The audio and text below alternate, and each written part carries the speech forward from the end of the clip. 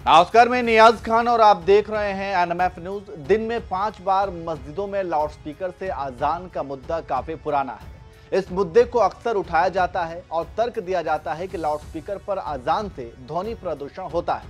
आपको याद होगा, यूपी की योगी सरकार ने ऐसे तमाम धार्मिक स्थलों से लाउडस्पीकर पर अजान या आरती पर प्रतिबंध लगाया हुआ है और कई मंदिर और मस्जिद से लाउडस्पीकर उतरवा दिया है या फिर उनके ध्वनि को कम किया गया है। इसी कड़ी में गुजरात हाई कोर्ट ने भी लाउडस्पीकर से अजान पर एक बड़ा फैसला सुनाया है। देखिए ये रिपोर्ट।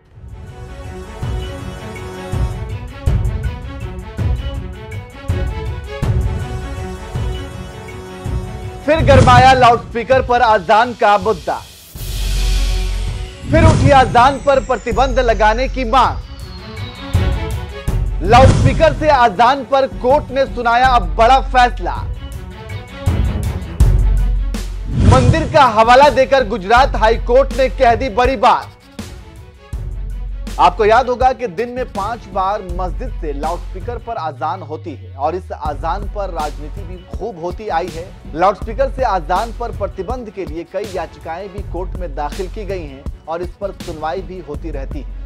इस कड़ी में एक याचिकाकर्ता ने लाउडस्पीकर पर अजान से ध्वनि प्रदूषण का हवाला देकर प्रतिबंध लगाने की मांग की थी, जिस पर गुजरात हाई कोर्ट ने टिप्पणी की है। हाई कोर्ट ने क्या कुछ कहा है, इसके साथ साथ कोर्ट ने हिंदू मंदिर में आरती का जिक्र क्यों किया, ये सब हम आपको बताएंगे। लेकिन उससे पहले अगर आपने हमारे चैनल को सब्सक्राइब नहीं किया तो पहले आप हमारे चैनल को सब्सक्राइब कर लें और बेल आइकन भी दबा दें। चलिए अब आपको खबर बता देते हैं। दरअसल बजरंग दल नेता शक्ति सिंह झाला की ओर से दायर की गई याचिका में दावा किया गया कि लाउडस्पीकर के माध्यम से अजान के कारण होने वाले ध्वनि प्रदूषण खासकर बच्चों के स्वास्थ्य को नुकसान पहुंचता है और असुविधा का कारण बनता है। इस पर मुख्य न्यायाधीश सुनीता अग्रवाल ने पूछा, दिन में कितने मिनट तक अजान होती है? 5 मिनट से भी कम।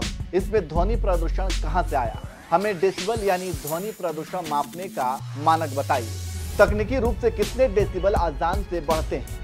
इसके बाद मुख्य न्यायाधीश ने अजान की तुलना मंदिरों में होने वाली आरती से कर दी और कहा, मंदिर में भी आरती सुबह संगीत के साथ चालू हो जाती है, उससे किसी प्रकार का ध्वनि प्रदूषण नहीं होता।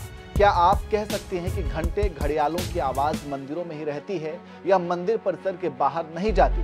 कोर्ट ने कहा, अगर मस्जिद से कोई व्यक्ति 10 मिनट में अजान दे रहा है तो इससे कितना ध्वनि प्रदूषण बढ़ता है, इसका कोई वैज्ञानिक आधार नहीं है। इससे बढ़ने वाले ध्वनि प्रदूषण को मापा नहीं गया, इसलिए इस पर बहस नहीं हो सकती। ध्वनि प्रदूषण के स्तर को मापने के लिए एक वैज्ञानिक तरीका है, लेकिन याचिका में यह दिखाने के लिए कोई डेटा नहीं दिया गया है कि 10 मिनट की अजान से ध्वनि प्रदूषण होता है। अदालत ने आगे कहा कि हम इस तरह की जनहित याचिका पर विचार नहीं कर सकते हैं। यह वर्षों से चली आ रही आस्था और प्रथा है जो 5-10 मिनट के लिए होती है। इसके बाद याचिकाकर्ता के वकील से पूछा, आपके मंदिर में ढोल और संगीत के साथ सुबह की आरती भी सुबह 3 बजे शुरू होती है। क्या आप कह सकते हैं कि घंटे और घड़ियाल का शोर केवल मंदिर परिसर में ही रहता है, मंदिर के बाहर नहीं फैलता? तो इस तरह से आप समझ गए होंगे कि गुजरात हाई कोर्ट ने क्या टिप्पणी की है। आपको बता दें कि हाल ही में यूपी में धार्मिक स्थलों से उन लाउडस्पीकरों को उतारा जा रहा है जो शोर मचा रहे थे। यूपी में पुलिस और प्रशासन ने इसके लिए विशेष अभियान चलाया हुआ है। अब तक लगभग 3200 धार्मिक स्थलों से लाउडस्पीकर उतारे जा चुके हैं। वैसे आप मस्जिद और मंदिर से लाउडस्पीकर पर अजान और आरती भजन को कैसे देखते हैं, कमेंट करके जरूर बताएं।